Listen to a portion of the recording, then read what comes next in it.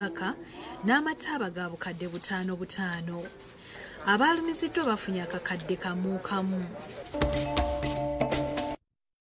Obutakkaanya ku ssomero lyawa Matovu lye baanyagulula biranze birimu okkayaniro bwa ssentebe obw'olukiiko olufuzi. Natandika okukola ebintu bingi.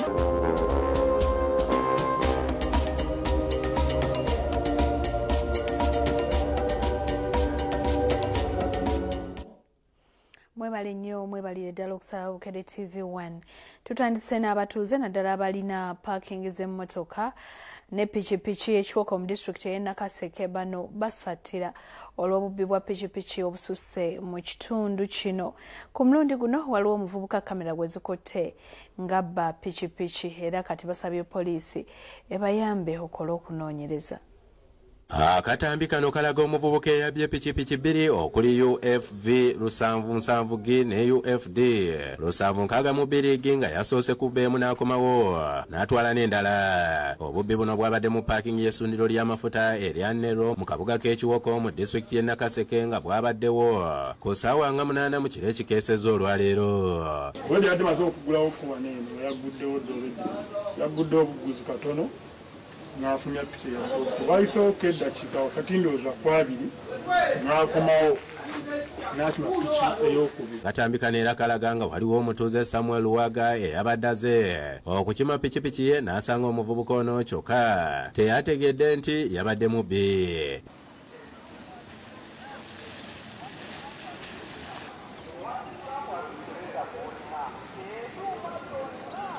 Wana yanekanga wati nakwata wano wati mukubo wakati wa toyi ne wakati w'emmotoka nakira wa nemuuza nsiti yongi kulekere kuba piki yankola ki ngitwala nangamba nedda lisiti gitwale ogiwe oyaddaka awo gundi asikali oyo yali kuki ku pampu konze nasamba pikipiki engikyusa nenjija lisiti nenjiragani. Isma Kalungi nga yakulira paakingi eno agambye nti obubbi bwa pikipiki mu paakingi kati bweyongedde ng'eyabye pikipiki zino yazze tamanyi nti kamera zimulaba. Buli movement gye yakoze yonna ng'atwala piki tugirina era ekifaananyi kye kyonna tukirina. Kale tayambadde kakookolo nteyambadde akakookolo.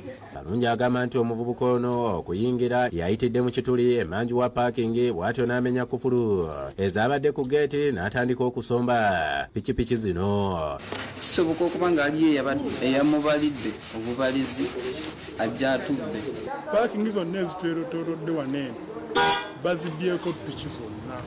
Lumu bali paakingi babbamu piki emabega waliwo banka eri wali eri bagibba ne babbamu era zipiki.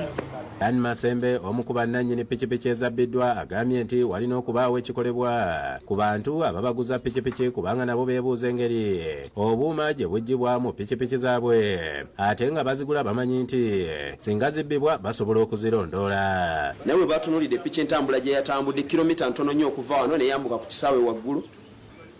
Batugamba nti gundi yaabwe device gye bassaamu we yakomye okukola ki we yakomye okusoma ne baginoonyaako device neebula.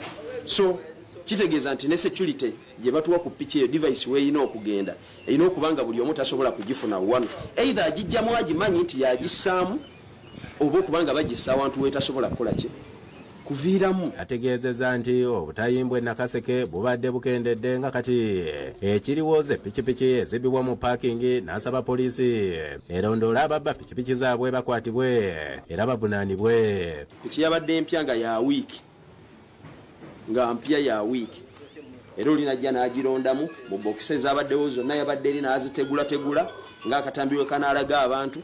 Naye tusaba nti omuntu yenna alabye ku muntu oyo atuyambe buyambi kubanga olwaleero atutte eyange tajinsanzeeko yandina okunzita yandinzise. Omwogezi wa poliisi mu bitundu bya Savannah Patrick Lule agambye nti batandise dde okunoonyereza okuzuula eyabye pikipiki zino wabula asabye bannannyini paakingi okubeera abeegendereza ku ngeri gye bakuuma mu pikipiki zino oba waakiri bafune abakuumi ababeera mu paakingi zaabwe okwongereza ku kamera.